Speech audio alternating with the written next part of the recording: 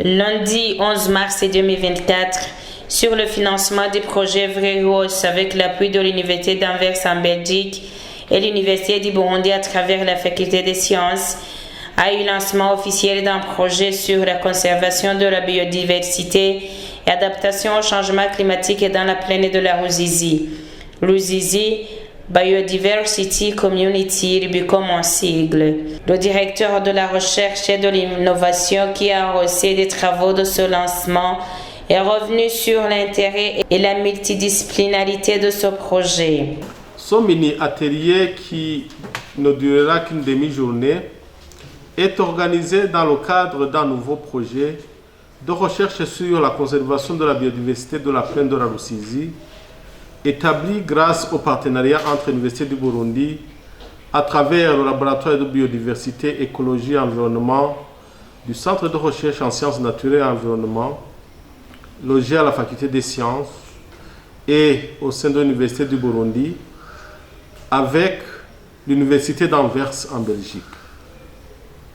Il s'agit d'une initiative qui est née suite aux activités antérieures qui ont porté sur la surveillance de la dynamique de la biodiversité du lac Tanganyika pendant la période de 2015 à 2017 et qui avait été réalisée conjointement avec l'Office burundais pour la protection de l'environnement, l'Institut royal des sciences naturelles de Belgique et la Vrije Universiteit Bruxelles, VUB, sous le même financement d'Vraios.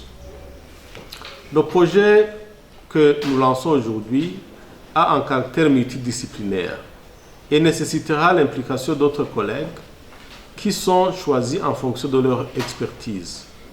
En effet, les différentes thématiques qui seront abordées dans ce projet sont notamment liées à la qualité de l'eau, la biodiversité des macrophytes, la relation entre plantes et animaux, ici les hippopotames, et ou la quantification de la valeur économique des services écosystémiques fournis par le Parc national de la Ruzizi.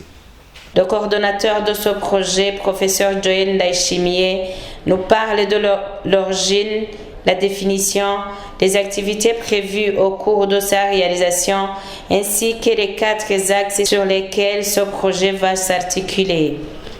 Rubicom, c'est un projet qui a été conçu avec l'Université d'Anvers de Bruxelles, avec l'Institut royal des sciences naturelles de Belgique et notre laboratoire, c'est-à-dire le laboratoire de biodiversité, écologie et environnement, qui est affilié au Centre de recherche en sciences naturelles de l'environnement de la Faculté des sciences et de l'Université du Burundi.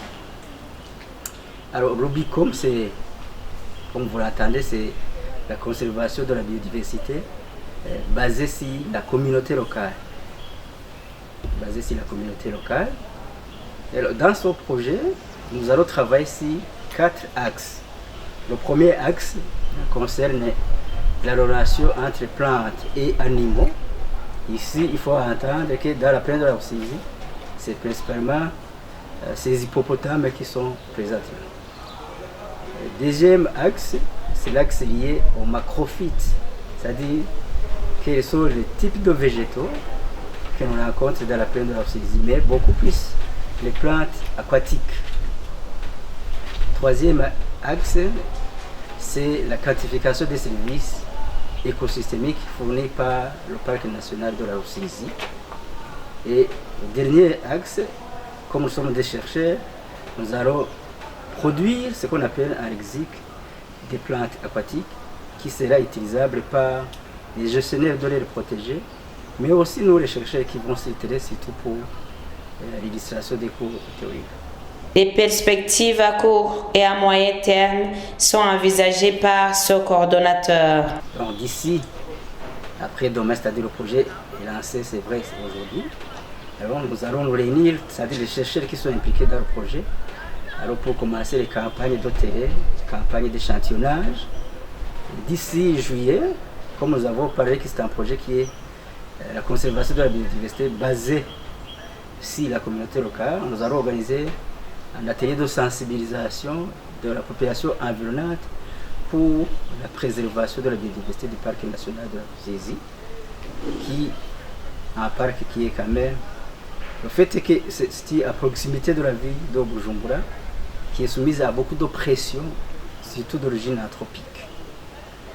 Et son projet alors va s'étendre sur 2 ans, de 2023 à 2025.